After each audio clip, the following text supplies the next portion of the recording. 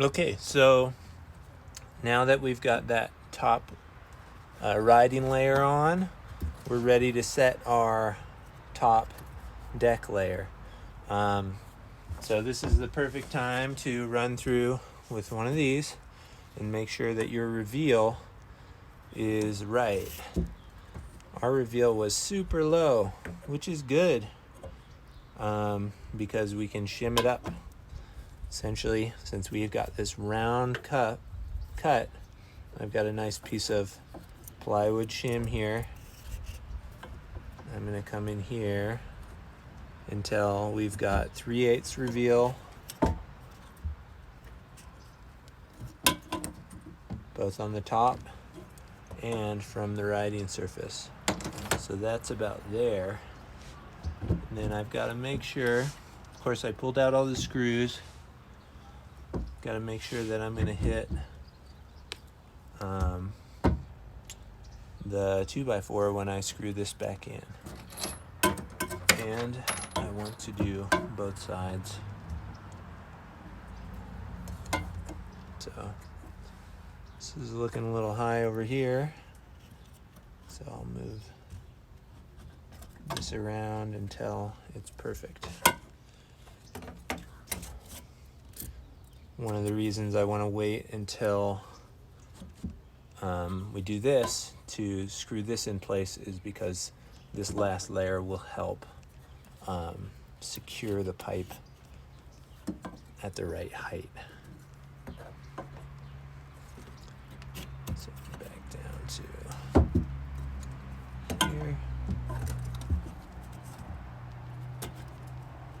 Of course I had it perfect right before I pulled it out to show you. But of course my gauge is also slipping, so that's not good. Adjusted it to 3/8, which is kind of a, is a pretty much a perfect reveal for most riders. It's nice, you can feel it. It's not huge. So some people might not like it because they like huge things. All right, so I'm going to use 2 shims, one for this space and one for this space. So we're pretty good here, but I've got to come straight up a little more. And unfortunately they affect each other. So if I push that one out, this one might get too high, which it did. So I'll pull it out a little bit.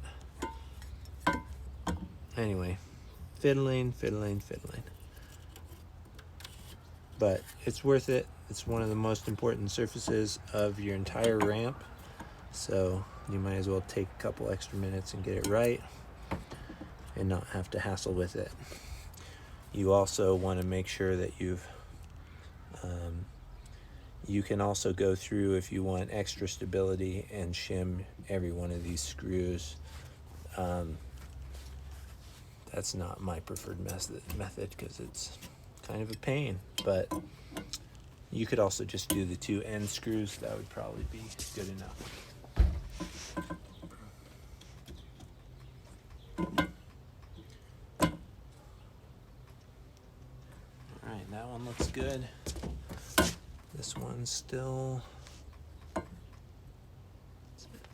just make sure it hasn't slipped.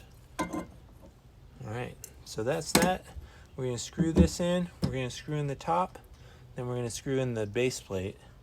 And then it'll be done. Essentially, the only thing with the base plate, I will have screw tips poking out the end, or poking out underneath. So I will go over there and go over there. I'll go under there with the cutoff tool and cut those off. So in order to secure this, I'm going to screw these in with my long screws. I'm going to make sure they're actually going to be seated into my 2x4.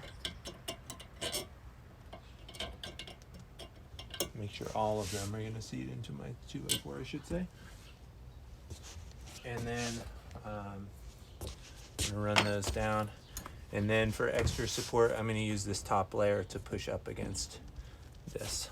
So, all right, I'll show you it when it's done.